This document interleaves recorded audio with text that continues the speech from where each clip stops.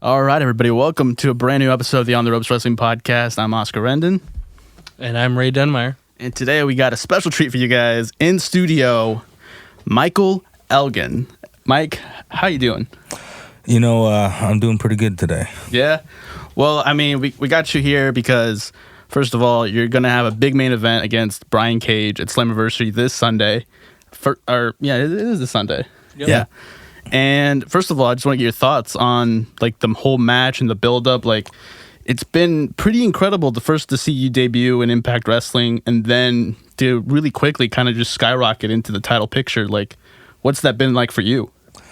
It's been great. One of the reasons why I left New Japan was there wasn't as many opportunities for the foreigners, or maybe just for me as I thought there should be. And I knew that in the picture of Impact and the World Championship, I'd fit right in. And man, it's been a whirlwind, and I think everything leading up to this Sunday has been amazing. And I really think that all the talk online has been saying that after it was slowly building, people were getting really interested in that. After last Friday night with the Impact that was on Pursuit and Twitch, I saw quite a few comments that said, man, I didn't think I was going to order Slammiversary, but now I am. So I think that everything going into this Sunday has been top notch, and I think people are excited to see it, and I'm definitely excited to have that match. Yeah, and I noticed too, like you were gone from New Japan for a while, and when you came back, the last time I think me and Ray saw you, you were a little bit bigger and not as cut, and then when we saw you come back, and it was like a whole new Michael Elgin. So, I mean, take us through that transformation, because I think it was a big surprise for everybody when they saw you walk through that curtain, and you were like this. I would say you've never looked better. Yeah, thank you. And I would definitely agree with that. And it was just one of those things where for years I was into powerlifting. And what comes with powerlifting is a lot of calories and carbohydrates. And it's just something I decided that, my knees and my body is kind of taking the brunt of the punishment with being a little bit bigger and moving the way that I move. So I decided to change my training and change my diet and just try to make myself different than what I've ever been before. Mm. And what would you say was the biggest change that you made with, your diet and your training that helped you move, to where you're at now? Really, I just started following the keto diet again.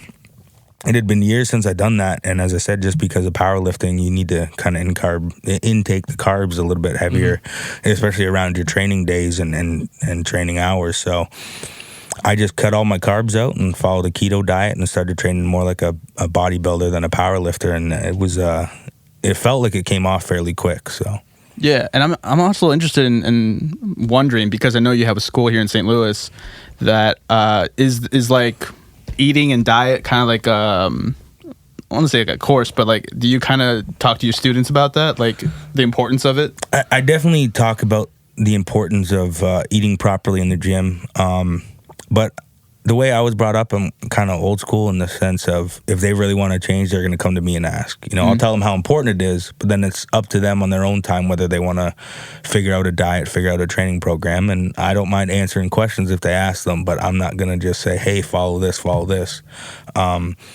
The people who decide to ask questions and want to focus on their training and their diet are the ones that get opportunities. And, for the most part, the majority of the class has definitely been asking, for tips, whether it be working out or diet.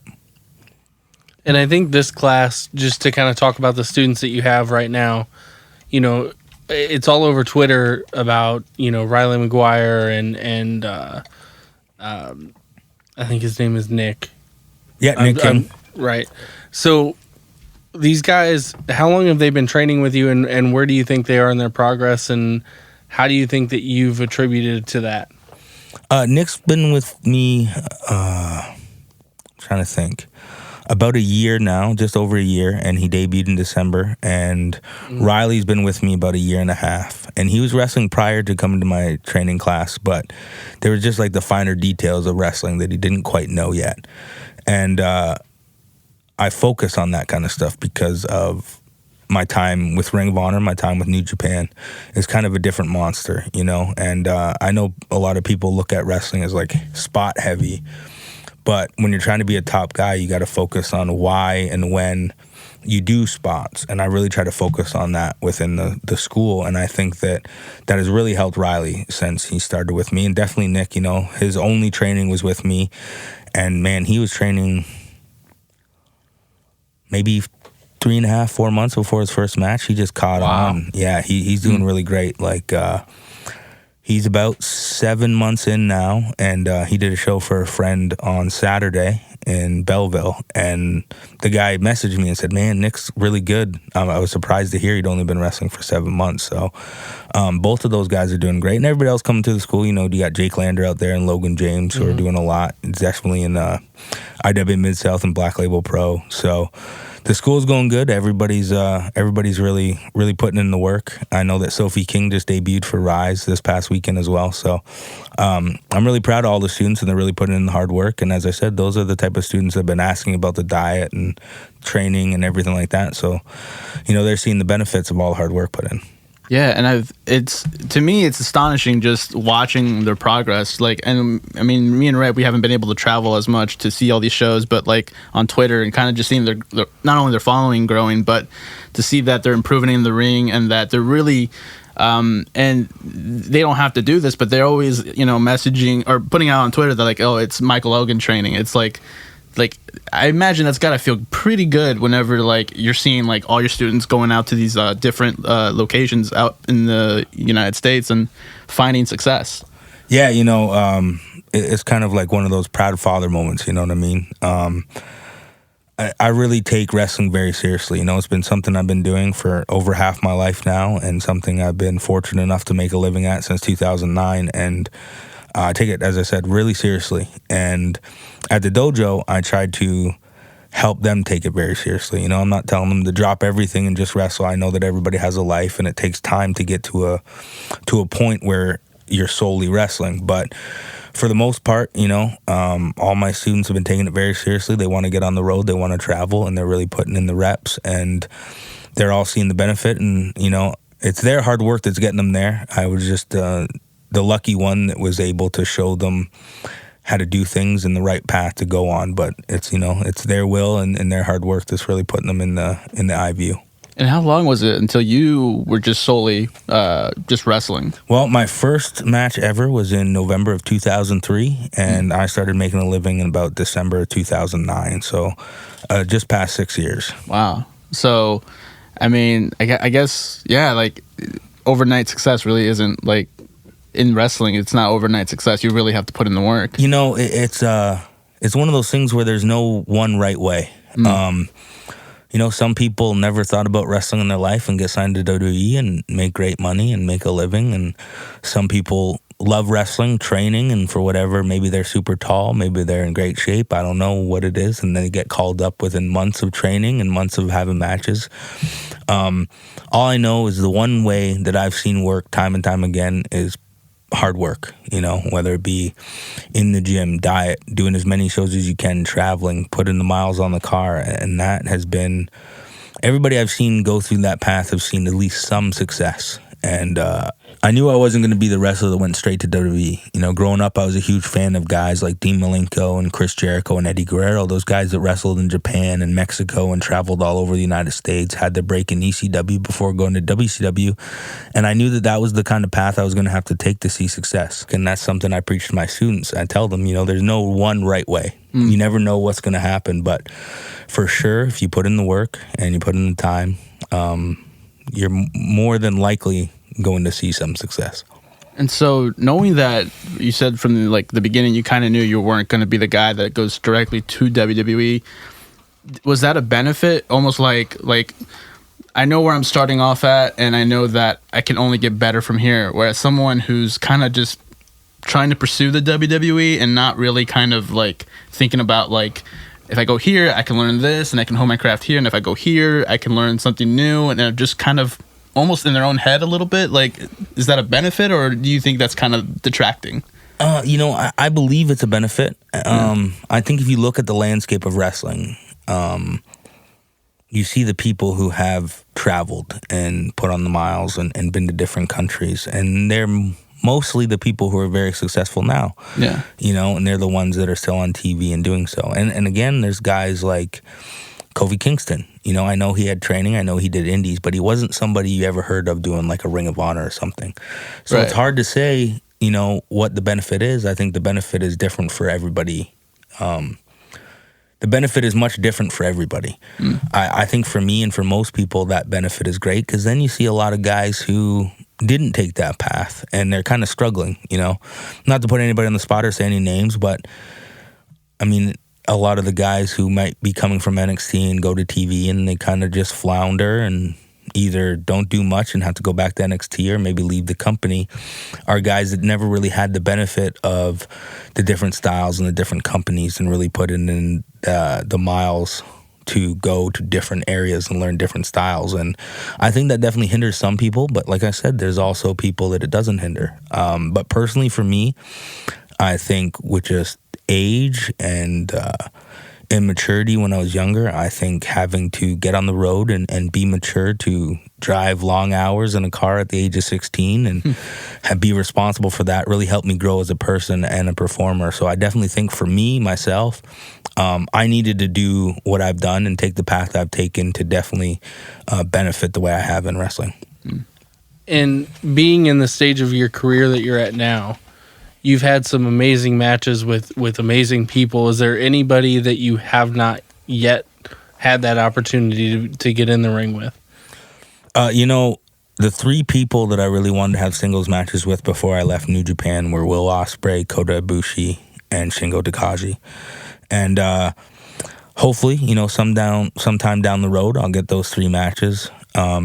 When I left New Japan and asked for my release, I didn't leave on bad terms. You know, we were at an understanding, and it was known that the door was open, and it was just time to move on. And with Impact, I've been very lucky. You know, the only really person I didn't work with on the roster going in was Johnny Impact, and now I've worked with him, and he's amazing talent. And then the one person that really stood out was Sakimoto from Big Japan. And luckily, you know, with everything falling into place, I'll be wrestling him in Tokyo at Korakuen Hall on August 24th. Wow. That's going to be a big one. Yeah, man, you know, I'm really excited. I was one of those guys that, like, when he was doing the Lionsgate shows for New Japan, I went up to the office and said, listen, I know that you don't use a lot of the regular talent on Lionsgate, but if you ever bring Sakimoto back, I would love to do Lionsgate. So that was one of those matches that was like, you know, I really want to have this match. I have to have this match. And have you wrestled at Korakuen Hall before? Yeah. New Japan regularly went to Korakuen Hall. And so what's the atmosphere like? Because, I mean, we've never, I don't think we've ever talked to anybody that's spoken about it. And so you've been there and people say, like, it's a different atmosphere. It's much different than, say, like, being at a Ring of Honor or even a local indie show. Like, what is it about that place and those people that kind of make that atmosphere just a little bit special? You know, there's so much. Like, I know for me, personally, I would rather wrestle in front of Korakuen Hall than even Tokyo Dome. You know, just the atmosphere is amazing. It doesn't fit too many people in it, but they're always lively. They're always into it.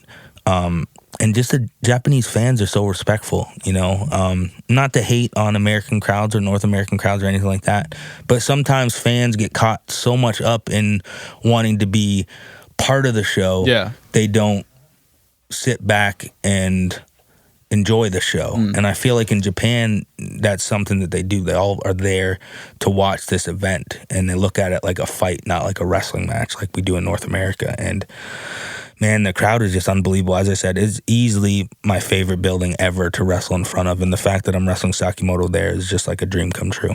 Wow. Yeah, that's incredible. And I guess, would you attribute the fan mentality, I guess, here compared to like Japan with social media? Would you think, or is it, I don't know, because I mean Japan has social media too, so it's like, what do you think is like the difference? Because we've been seeing a lot of that now on Twitter, like fans getting a little too like handsy with talent. And I don't want to attribute to social media. I think it's just at the grand scheme of things that pro wrestling is represented much different in Japan than it is in North America, you know.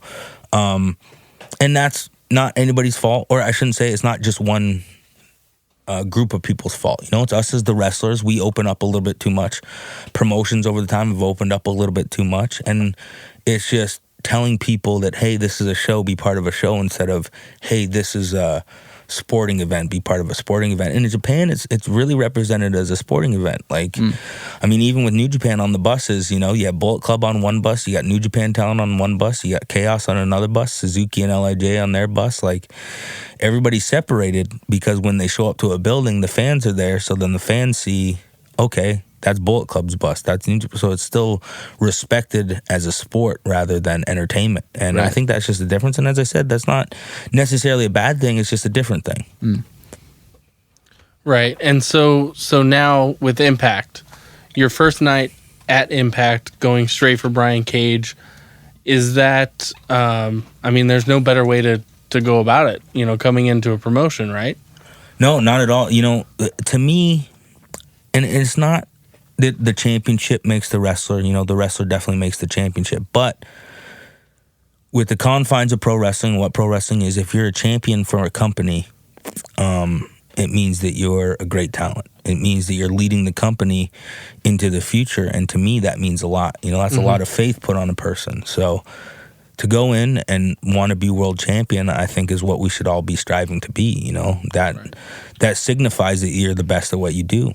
And, there's different qualities that make you the best what you do. Maybe it's selling T-shirts. Maybe it's selling pay-per-views, whatever kind of structure the company is within. Maybe it's just that you're the best in-ring wrestler. Whatever that may be, whatever the focus of the company is, you can say that you're the best within that company. And I really think that Impact as a whole, especially since Don Callis and Scott D'Amore have taken over, the championships mean something. The World Championship means something. The X Division Championship means something. The Women's Championship means something.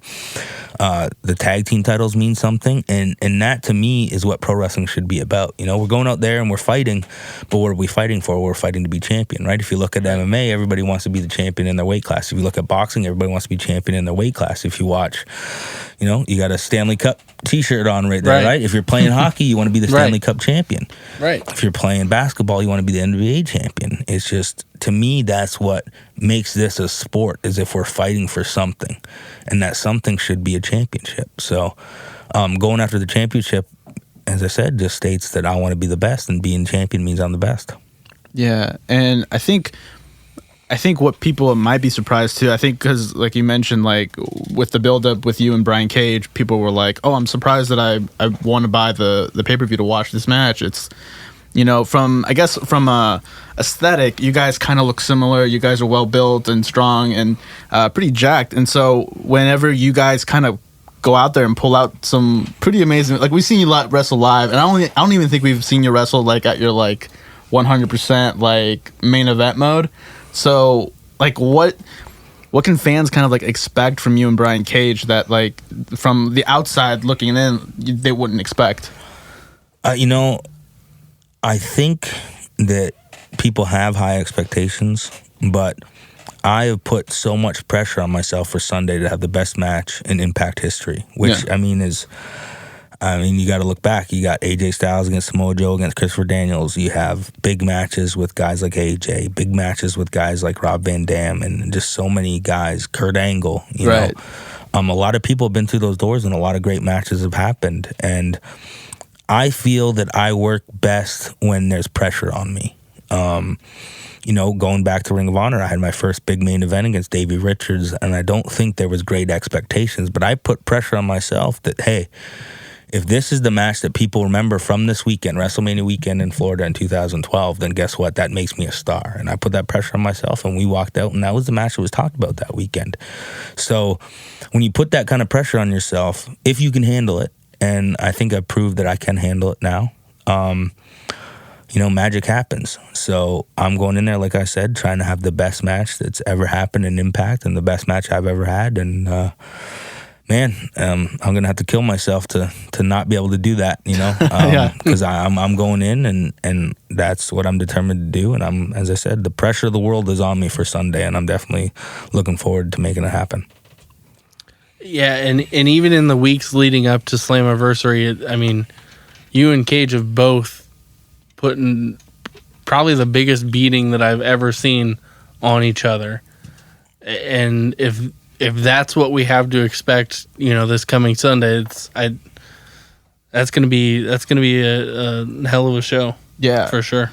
And just to get your thoughts, because I mean, you ran a promotion here for a while, and obviously your schedule got super busy, so you kind of had to leave. But I'm wondering, like with AEW now, seeing those guys kind of create almost like I don't want to say making history is I would say is a fact, but like the momentum and the way that they're kind of doing their business, like is that something that you like? You're excited for, like, as far as like you're at Impact and you're like, are you excited to kind of be like, all right, well, we got more competition, let's kind of show why we're kind of the guys that should be featured or should be talked about just as much as those guys, because you guys put on the same amount, like the same quality of match, but I think it might be just the audience size.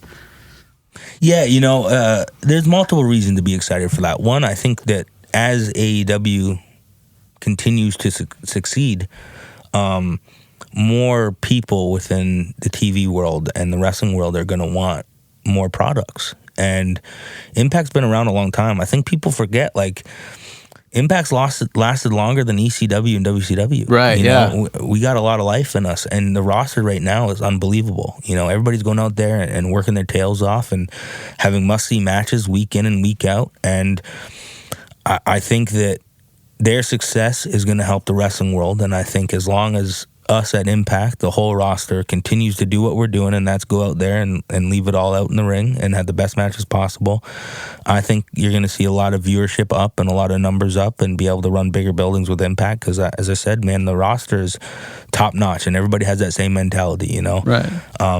We're in the back and everybody's talking about their matches, and they look over and see who's doing what and want to top that. And I can't speak before I was there because I don't know. But as far as I know, everybody had that same mentality, and I'm hoping that I can push them to even further that mentality, because, whether it's 10 people or 1,000 people or 10,000 people or TV or house show or pay-per-view, whatever it is, I'm going out there trying to have the best match possible, not just for me, not just for the show, but man, I want the world to talk about me. That's what we're in wrestling for. We want to succeed, and the way I succeed is between those ropes. And I'm going out there and trying to do my best, and I think that will elevate the entire company. Not just saying that, I'm not trying to say that I'm the best or anything, but I think the harder I work, it's one of those trickle effects. When somebody comes in and is really motivated and really wants to show the world, everybody else is like, well, we don't want to let him show the world. We want to show the world too. Right. And it just kind of amps everybody up. And I really think that, man, the roster is tremendous. Like,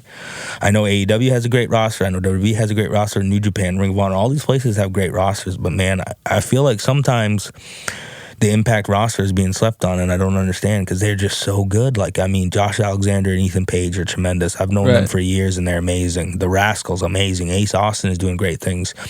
TJP just came over. Brian Cage is great. Rich Swann is fantastic. Willie Mack. Like, you could just go through the whole roster, and the talent that's there is unbelievable. And I think the more eyes we get on us with the success of our pay-per-views and our TV, and the more success that AEW has, and more people are trying to find more wrestling to watch because of how popular it's getting again, I think you're going to see great things from Impact. Yeah, I think you just answered my question. I was going to ask a question of like people kind of sleeping on Impact, and you're like, is that like a benefit almost to you guys of like trying to not prove people wrong, but prove people wrong and be like, hey, like, we're still here for a reason, and there's a reason why we still air weekly and that we have pay-per-views, is because the talent, it does. There's no dip in talent from like when you go through like you said, like you just went through the rosters of each show, like, or each company. It's like the quality of talent just doesn't dip. So I think you just answered my question, which made it easier for me. No, as I said, like I really think that if people check out Slammiversary, they're going to support the company. And I know in today's day and age of wrestling, how things work, I know that New Japan's big shows are on their app and it's cheap, and I know that WWE has the network, and I know it's a little bit cheaper. But, I mean, if you spend the money on the pay-per-view Slammiversary, you get 3 months free on the app, which has all the pay-per-views, all the TVs and stuff. So you're getting to watch guys like Joe and AJ Styles and everything. I think it'll be worth it. You get 3 months of the thing plus the pay-per-view for, $35, and I promise you won't be disappointed. Yeah. And so, I mean, for the people watching or listening, just remind people, like, where can they find Impact, and where can they watch Slammiversary and Dallas? First of all, Dallas, that's a pretty great place to kind of host Slammiversary. It's a really great wrestling city. So, like, just remind the people. Yeah, as I just mentioned, the Impact Plus app that they rebooted, they're airing it on that. And as I said, if you purchase that, you get 3 months free of the app. So you get to see what's on the app, and hopefully you like it. I think it's only like $8 a month, so it's a little bit cheaper than the other options out there. Yeah. And there's a lot of stuff on there, because they also air companies that use Impact talent. They also air the specials that they've been doing. We're in Dallas on Sunday, but we're in San Antonio on Friday, and then we're in Houston with Booker T's group on Saturday, and those events will be up on the app. So you get a lot of access to a lot of different things on the app, and there's some cool matches. I mean, I know it's been 5-6 years since I've wrestled Eddie Edwards, and I'm wrestling him Friday in San Antonio, and I'm excited for that, and I know that's going to go up on the app. So I mean, you get a lot to benefit from that. And I believe it's on Fight TV as well, where a lot of people probably watched AEW stuff. And I mean, I'm not big on cable. I don't have it at my house. Yeah. Just because I'm barely home and don't really watch it. So I don't know if it's on standard pay-per-view. I would assume so. But for sure, for people who, like me, that don't do cable, check out the Impact Plus app or check out Fight TV, and let's get the numbers up for Slammiversary, because I promise you, my match is going to be special. And if you look at the card, man, it's a hell of a card too. Yeah. Well, Mike, first of all, thank you for coming. And me and Ray, we're going to be there in Dallas, rooting for you, obviously. So, again, thank you so much for coming. And we can't wait to have you back on the show once you're, Impact World Champion. Well, thank you for having me. And I look forward to being back here as Impact World Champion. That's for sure. All right. Thank you. Thank you. Thank you.